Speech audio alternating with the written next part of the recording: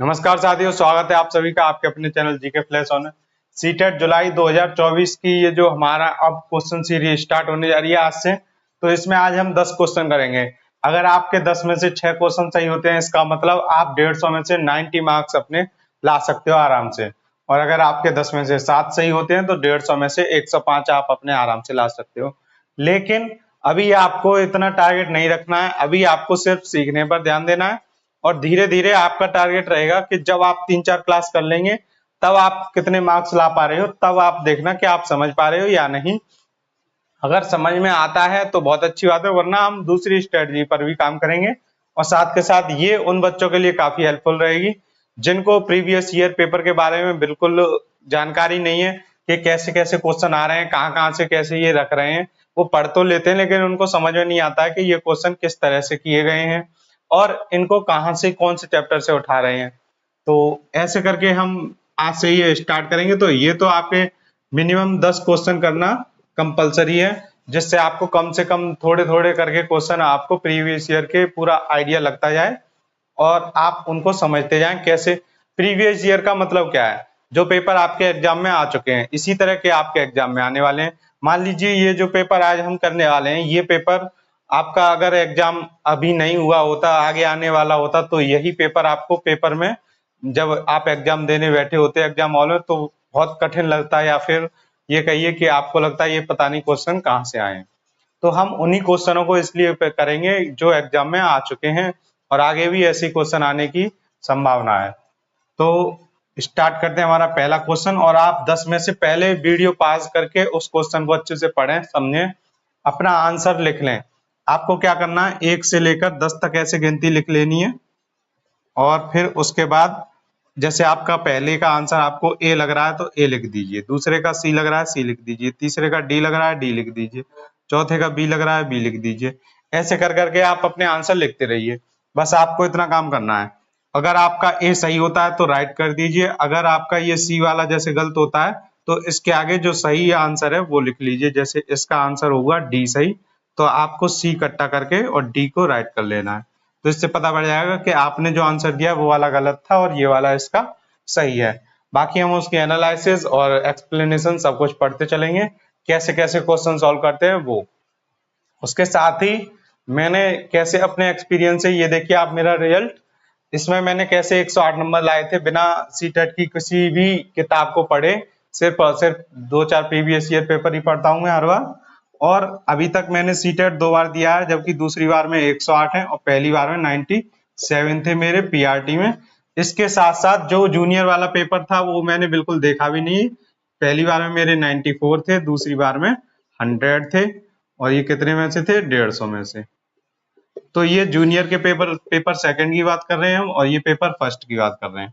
तो ये फर्स्ट बार दिया था, ये सेकंड बार, और इस बार आप सबके साथ भी मैंने देने की सोचा है, जिससे मुझे अच्छे से आइडिया लग सके कि कैसा पेपर आ रहा है, क्या क्या उसमें वहां पर बच्चों को क्या फीलिंग होती है। अभी काफी टाइम से नहीं दिया है मैंने, एक बार दिया था 2019 में और एक बार दिया है मैंने 2021 में।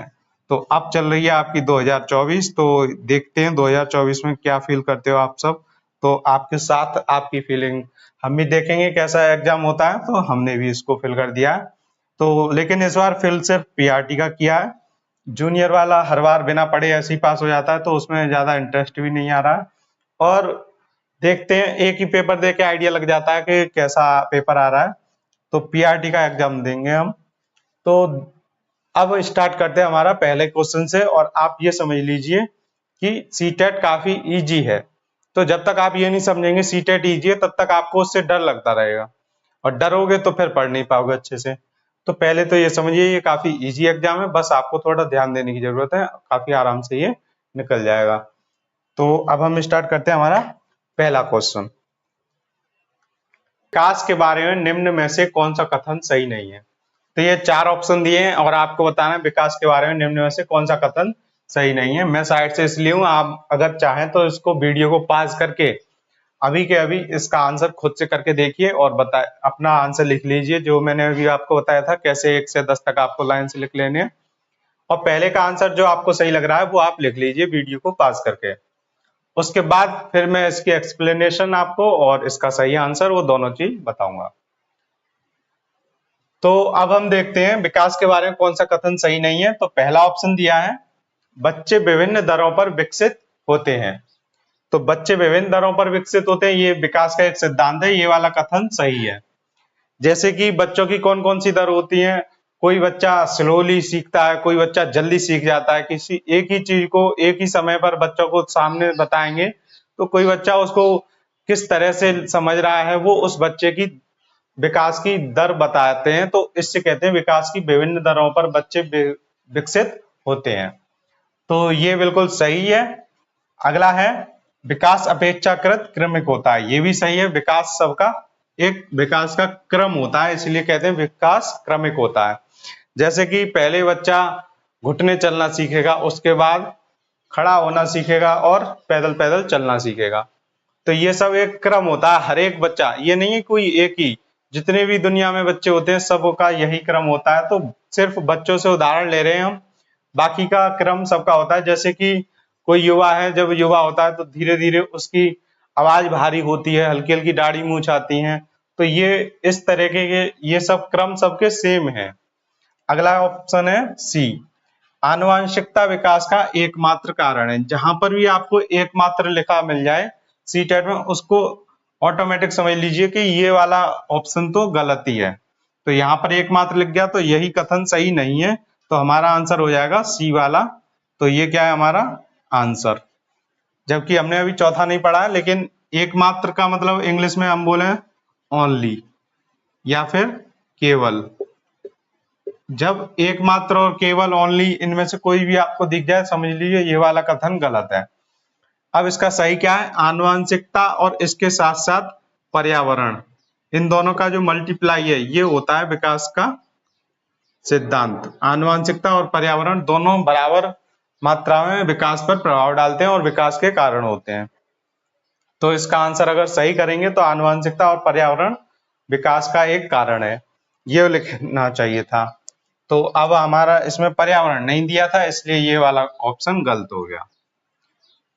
अगला ऑप्शन है, विकास निरंतर रूप से होता है। तो बिल्कुल सही बात है, विकास लगातार होता है, जन्म से या माँ के पेट से बच्चे का विकास चालू होता है। और कब तक होता है, जब तक कि वो वृद्धावस्था और पूरे जीवन भर उसका विकास चलता रहता है। विकास का मतलब यही नहीं है सिर्फ ग्रोथ, विकास में बढ़ना घटना सब चीज विकास के अंदर आती है। ठीक है, तो ये वाला ऑप्शन, ये तीनों विकास के सिद्धांत के नियम है। तो इसका आंसर हो गया पहले का सी। अब आपने जो भी लगाया है आप उसको मैच कर लेना। अब हम देखेंगे हमारा नेक्स्ट क्वेश्चन। और आप ये देखिए कि ये जैसे तीन सिद्धांत है, विकास के और भी काफी सिद्धांत है, लेकिन अब आपको ये तीन सिद्धांत कंफर्म पता पड़ गए। और ये तीसरा भी, जो चौथा आनुवांशिकता के साथ साथ विकास में क्या होता है, पर्यावरण, ये भी पता पड़ गया। इस तरह से आपको प्रीवियस ईयर के क्वेश्चन से पूरी नॉलेज मिलती आएगी, एक एक टॉपिक की धीरे धीरे करके, आपको पता भी नहीं चलेगा। करते हैं हमारा नेक्स्ट क्वेश्चन। नेक्स्ट क्वेश्चन दिया है क्वेश्चन 2। तो आप इस क्वेश्चन का आंसर पहले खुद से करके देखिए, क्या आंसर लगता है आपको सही, फिर उसके बाद मैं इसकी एक्सप्लेनेशन आपको बताने जा रहा हूं। तो क्वेश्चन दिया है, मानवीय क्षमताएं जैसे कि बुद्धि, समस्या समाधान और समालोचनात्मक चिंतन यानी कि क्रिटिकल थिंकिंग का सापेक्ष रूप से विकास के किस क्षेत्र के अंतर्गत अध्ययन किया जाता है। तो इनमें से किस क्षेत्र के अंतर्गत विकास का जो बुद्धि है, समस्या समाधान और समालोचनात्मक चिंतन है, इसका किस क्षेत्र के अंतर्गत अध्ययन किया जाता है, शारीरिक, संवेगात्मक, संज्ञानात्मक या नैतिक। तो इसका अध्ययन किया जाता है संज्ञानात्मक के अंतर्गत। संवेगात्मक एक आपको लग रहा होगा दोनों सेम सेम, इन्हीं में आप कंफ्यूज हो रहे होंगे। तो संवेगात्मक में मन का और जो भी हमारी फीलिंग होती है, जैसे डर है, क्रोध है, गुस्सा है, जो इनकी जो फीलिंग की अध्ययन किया जाता है वो होता है संवेगात्मक के अंदर। शारीरिक में शरीर का होता है, नैतिक में सामाजिक अध्ययन होता है हमारा। तो इसका आंसर क्या हो गया, आंसर सी। नेक्स्ट क्वेश्चन है, तो आप पहले इसका आंसर दे के देखिए क्या आपका आंसर आता है, वीडियो को पॉज करके आप अपना आंसर दे सकते हैं। तो क्वेश्चन पढ़ेंगे अब हम। अभिकथन दिया है कि बच्चे केवल औपचारिक स्कूली शिक्षा द्वारा ही कौशल, मूल्य और रीतियां ग्रहण कर सकते हैं। अब यहाँ पर आप देख रहे होंगे केवल आया है, तो केवल आते ही ये वाला कथन ऑटोमेटिक गलत हो गया। कि और दूसरी बात, औपचारिक स्कूली शिक्षा द्वारा ही कौशल, मूल्य और रीतियां ग्रहण करते हैं। ये सबको पता है कि ऐसा तो नहीं कि बच्चे सिर्फ और सिर्फ स्कूल से ही सीखते हैं, अपने आसपास पड़ोस से और समाज की जितनी भी किताबें हैं उनसे, नैतिक कहानियों से, इन सब से बच्चे सीखते हैं। तो ये वाला कथन क्या हो गया, गलत हो गया। अगला क्या दिया है, कारण। इसका कारण क्या दिया है, बच्चों का समाजीकरण एक सरल और रेखीय प्रक्रिया है। तो ये कारण भी गलत हो गया, जो कि बच्चों का समाजीकरण है वो सरल नहीं है, एक जटिल, और रेखीय की जगह ये क्या है, वर्तुलाकार, जो कि कहीं पर ज्यादा कहीं पर कम। तो इस तरह से बच्चों का समाजीकरण होता है, और पूरे पर्यावरण में ऐसा नहीं है कहीं पर एक लगातार लाइन से होता जा रहा हो या इस तरह से होता जा रहा हो। इस तरह से बच्चों का समाजीकरण नहीं होता है। तो कहीं पर भी बच्चों का समाजीकरण रेखीय और सरल प्रक्रिया नहीं है। तो ये वाला भी कथन गलत है। तो इसमें दोनों ही गलत है, तो इसका आंसर हो जाएगा डी, ए और आर दोनों गलत है। अब मैं आपको बता दूं कि जो शिक्षा होती है वो 3 प्रकार की होती है। औपचारिक शिक्षा तो स्कूली शिक्षा होती है। 2 शिक्षाएं और होती हैं, एक होती है अनौपचारिक और एक होती है गैर औपचारिक। तो ये 2 शिक्षाएं किस किस की होती हैं, अनौपचारिक और गैर औपचारिक। गैर औपचारिक वो शिक्षा होती है जो, जैसे हम सब जानते हैं, जिसमें स्कूल में जाना कंपलसरी ना हो, सिर्फ और सिर्फ आप एग्जाम दे आओ, वो होती है गैर औपचारिक। जैसे कि NIOS की होती है, इग्नू की होती है, ये सारी क्या है, गैर औपचारिक शिक्षाएं हैं। अनौपचारिक शिक्षा क्या होती हैं, जो बच्चे अपने आस पड़ोस से सीखते हैं, अपने परिवार से सीखते हैं, परिवार से जो सीखते हैं वो होती है अनौपचारिक शिक्षा, और अपने पास पड़ोस से जो सीखते हैं वो होती है बच्चों की अनौपचारिक शिक्षा। तो ये अनौपचारिक है, ये गैर औपचारिक है, और औपचारिक जो स्कूली शिक्षा होती है वो होती है। तो इस क्वेश्चन से हमने इतना समझा। तो देखते हैं हमारा अब नेक्स्ट क्वेश्चन। नेक्स्ट क्वेश्चन है क्वेश्चन नंबर 4। आप इसको वीडियो को पॉज करके इसका आंसर देके देखिए। अब हम इसकी एक्सप्लेनेशन पे बात करते हैं। जीन पियाजे के अनुसार व्यक्ति किस अवस्था को प्राप्त करने के लिए समाधान की निरंतर खोज करने में लगा रहता है। तो जीन पियाजे के अनुसार कौन सी ऐसी अवस्था है, हमको बताना है कि जो समाधान की निरंतर खोज करने के लिए व्यक्ति लगा रहता है। तो बताइए, इसमें से पहला ऑप्शन दिया है संतुलन, इक्विलिब्रेशन। इनकी इंग्लिश की टर्म भी आपको पता होनी चाहिए। कभी कभी पेपर में सीधे सीधे इसी को हिंदी में लिख देगा, इसी को इंग्लिश में लिख देगा। और अगला ऑप्शन दिया है डिसइक्विलिब्रेशन यानी असंतुलन, सी एसिमिलेशन आत्मसातकरण और जिसको समावेशन भी कहते हैं, डी एकोमोडेशन समंजन या समायोजन। तो इसका आंसर क्या होगा, आंसर होगा ए, संतुलन को प्राप्त करने के लिए समाधान की निरंतर खोज में व्यक्ति लगा रहता है। तो अब आप देखिए, सबसे पहले व्यक्ति आएगा असंतुलन में, तो ये होगा पहला पॉइंट। असंतुलन के आने के बाद उसको ये 2 तरीके मिलते हैं, एक समावेशन और एक समायोजन। इन 2 तरीके में से उसको किसी एक का चूज करना होगा। जैसे अगर उसको पूरा ही चेंज करना है अपने स्कीमा में, तो उसको क्या करना पड़ेगा, एकोमोडेशन। और अगर उसको उसी से रिलेटेड कोई दूसरी चीज सीखनी है तो उसको क्या करना पड़ेगा, एसिमिलेशन। जब वो कोई चेंज नहीं करता है अपने पुराने तरीके में, तो उसको क्या करना पड़ता है, आत्मसातकरण या समावेशन। और अगर उसको पूरा बदलाव लाना पड़ता है अपनी पुरानी प्रक्रिया में, तो उसको करना होगा समायोजन यानी कि एकोमोडेशन। तो इन 2 को चूज करके तब वो कहा जाएगा, संतुलन की अवस्था में। तो ये हो जाएगी सबसे लास्ट, और ये दोनों इक्वल हैं आपस में। इनमें से कोई एक ही आप जब चूज करेंगे तब आप कहा असंतुलन से संतुलन में पहुंचेंगे। ये पियाजे की टर्म दी गई हैं। अब बच्चे कंफ्यूज होते हैं कि एसिमिलेशन एकोमोडेशन में समावेशन कब होता है और समायोजन कब होता है, मतलब सेम चीज कब रखते हैं। तो देखिए 2 ऐसा आ रहे हैं, तो मतलब या फिर समावेशन समझिए आप, आत्मसातकरण मतलब जैसा है उसी को दूसरे को और ऐड कर लीजिए। तो सेम स्कीमा जब बच्चा रखता है तो उसको बोलते हैं एसिमिलेशन। और जब वो चेंज करता है, सी फॉर चेंज, जब चेंज करता है कुछ स्कीमा अपना, तो क्या करता है वो, एकोमोडेशन यानी कि समायोजन, पुराने वाले में कोई भी बदलाव। तो इसका आंसर हो गया हमारा ए। देखते हैं हमारा नेक्स्ट क्वेश्चन। अब हम देखेंगे इसकी व्याख्या। परिकल्पनात्मक, निगमनात्मक। और आप इनकी इंग्लिश सुनना चाहें तो इंग्लिश में इसको कहते हैं हाइपोथेटिकल और इसको कहते हैं डिडक्टिव रीजनिंग। किस चरण की विशेषता है? अब आप ये चार चरण देख रहे हैं, ये चारों क्या हैं? ये चारों पियाजे द्वारा दी गई अवस्थाएं हैं। संवेदी गामक या संवेदी गत्यात्मक चरण कहते हैं इसे, औपचारिक संक्रियात्मक चरण, पूर्व संक्रियात्मक चरण, मूर्त संक्रियात्मक चरण। तो जो ये परिकल्पनात्मक और निगमनात्मक तर्क होता है, ये आता है बच्चे की चौथी स्टेज में, जिसको हम बोलते हैं औपचारिक संक्रियात्मक चरण। तो हमारा आंसर इसका होगा बी। अब आप देखिए कि ये चारों स्टेज हैं, इनकी कभी कभी सीरीज पूछ लेता है, किस क्रम में इनको दे देगा वो कि इनको क्रम से लगाइए। तो संवेदी गत्यात्मक जो चरण होता है, ये होता है सबसे पहला चरण, और इसकी जो उम्र होती है बच्चे की जन्म से होती है बच्चे की इसकी उम्र कब तक? 2 साल तक। तो ये हो गई जन्म से 2 वर्ष। दूसरा कौन सा चरण होता है? दूसरा होता है पूर्व संक्रियात्मक चरण, इसको हम बोलेंगे दूसरा चरण, और ये होता है 2 वर्ष से लेकर 7 वर्ष तक। तीसरा चरण होता है मूर्त संक्रियात्मक चरण, जो कि होता है 7 साल से 11 साल तक, 11 वर्ष तक। और जो आखिरी चरण होता है वो है चौथा चरण, ये है औपचारिक संक्रियात्मक चरण, और इसकी जो एज होती है वो होती है 11 वर्ष से 15 वर्ष तक। तो ये 4 अवस्थाएं जीन पियाजे ने दी हैं। अगर आपसे इनका क्रम पूछा जाता है, इनकी उम्र पूछी जाती है, तो आप वो भी आंसर दे सकते हो।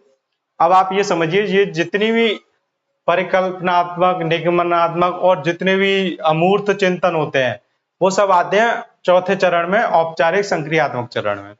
और जितना भी बच्चों को मूर्त, जो भी आप बच्चा देख के क्लियरली अच्छे से समझ सकता है, वो होता है मूर्त संक्रियात्मक चरण में। और इस चरण से पहले होता है पूर्व संक्रियात्मक चरण। इसमें बच्चा मूर्त में भी कंफ्यूजन में रहता है और उसको क्लियरली नहीं पता होता है। तो इस तरह से ये 4 स्टेज हैं जीन पियाजे की। जीन पियाजे के अभी तक 2 क्वेश्चन आ गए। अब हम अपना देखते हैं नेक्स्ट क्वेश्चन। पढ़ते हैं हमारा नेक्स्ट क्वेश्चन, क्वेश्चन नंबर 6। आप पहले इसका आंसर दे लीजिए वीडियो पास करके। अब हम देखते हैं इसकी व्याख्या।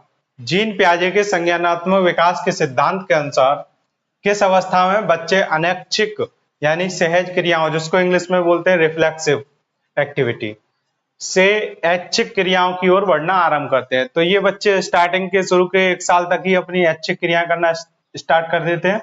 उससे पहले बच्चे अपने हाथ पैर हिलाते हैं, वो उनकी अनैच्छिक क्रिया होती है। लार टपकाना और धीरे धीरे और चिल्लाना भी बच्चों का होता है। तो ये सब अनैच्छिक से वो धीरे धीरे ऐच्छिक में अपनी जो मर्जी से कोई भी चीजें उठाना, इधर उधर पटकना, ये सब वो कब स्टार्ट कर देते हैं? शुरू के 1 वर्ष में ही। तो वो कौन सी अवस्था में आता है पियाजे की? पहली अवस्था में। तो इसका आंसर हो जाएगा संवेदी गत्यात्मक। मैंने भी आपको बताया था, ये होता है 0 से 2 साल के लिए पहली अवस्था। दूसरी पूर्व संक्रियात्मक, ये होती है 2 से 7 वर्ष। और तीसरी होती है मूर्त संक्रियात्मक, ये होती है 7 से 11 वर्ष। अभी मैंने आपको बताया था, आपका फिर से रिवीजन हो जाएगा। औपचारिक संक्रियात्मक, ये होती है आपकी 11 से 15 वर्ष। तो ये जीन पियाजे ने दी हैं। तो ये 4 अवस्थाओं की आपको वर्ष और ये क्रम इसका यही है ABCD में, जिस तरह से ये लिखे हैं। तो इसका आंसर क्या हो जाएगा? हमारा आंसर फर्स्ट। पियाजे की जितनी भी चीजें हैं वो मैंने आपको एक अलग वीडियो बताई है, आपको वीडियो का लिंक डिस्क्रिप्शन में मिल जाएगा। और अब हम देखते हैं हमारा नेक्स्ट क्वेश्चन। हमारा नेक्स्ट क्वेश्चन, क्वेश्चन नंबर 7। सबसे पहले आप इसको वीडियो को पॉज करके इसका आंसर दे के देखिए क्या आंसर आता है आपका। अब हम देखते हैं इसकी व्याख्या। हिंज दुविधा, जो कि एक कोलबर्ग ने अपनी नैतिक विकास में इसकी कहानी सुनाई थी, हिंज दुविधा की। इसको सुनने के बाद एक 8 वर्षीय गुरप्रीत कहता है कि हिंज को पैसे चुरा लेना चाहिए क्योंकि उसे इसकी जरूरत है। नैतिक तर्क के किस स्तर पर बच्चे सही और गलत का फैसला व्यक्तिगत जरूरतों और चाहतों के आधार पर करते हैं? तो हमको ये 4 ऑप्शन दिए हैं। अब इसमें से हमको हिंट कहां कहां से मिल रही है आंसर देने के लिए? सबसे पहले मिल रही है ये 8 वर्षीय। जो हमको सबको पता है कोलबर्ग ने 3 स्टेज दी थी और 3 स्टेज में 2-2 अवस्थाएं दी थी, 2-2 लेवल दिए थे।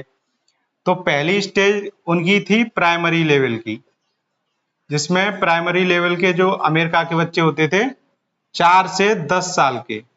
तो इससे हमको पता पड़ गया कि पहली स्टेज के अंतर्गत बात हो रही है। दूसरी थी मिडिल, उसमें कौन सी उम्र के बच्चे होते थे? 11 से 13 साल के बच्चे। और तीसरी थी हाई स्कूल, ये अमेरिका के स्कूल की बात कर रहे हैं हम, जो कि कोलबर्ग ने वहां के बच्चों पर इसका परीक्षण किया था अपने नैतिक विकास का। तो ये थे 13+ के बच्चे। तो तीसरी स्टेज में तो 13+ के बच्चे आएंगे। अब इससे हमको उम्र का आइडिया लग गया कि 8 वर्ष है और इसमें 4 से 10 साल है। तो पहली स्टेज में बात होगी।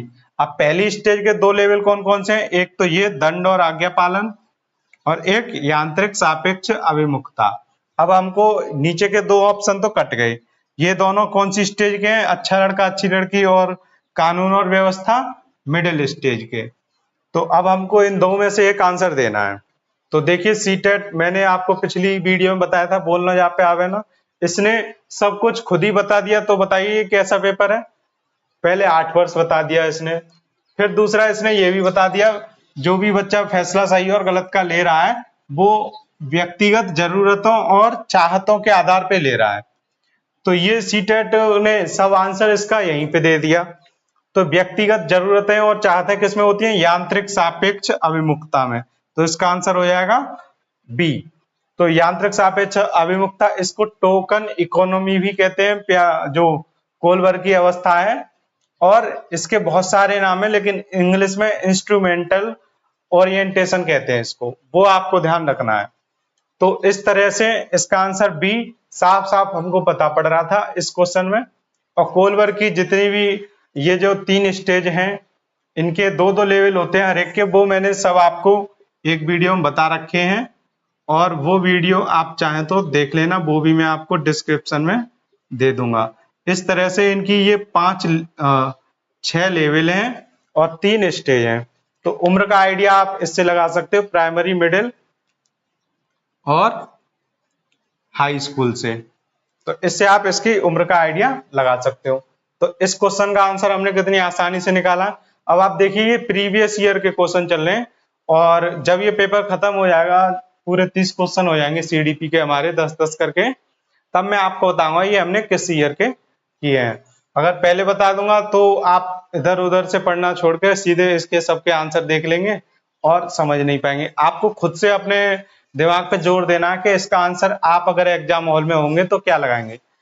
सीटेट में ऐसा कुछ नहीं है, आपने सबने बीएड बीटीसी की है, तो वही पढ़ाई आपसे बस थोड़ी पूछ ली जाती है ऑब्जेक्टिव क्वेश्चन के अकॉर्डिंग, तो आप उस टाइम ध्यान से पढ़ते नहीं है। तो आपको डायरेक्ट पेपर पे दिमाग लगाना है, सोचना है क्या आंसर है, और जब आप समझ जाएंगे क्या आंसर और कैसे आंसर है, फिर आपको कैसे भी क्वेश्चन घुमा के दे दे आप उसका आंसर आसानी से कर लेंगे।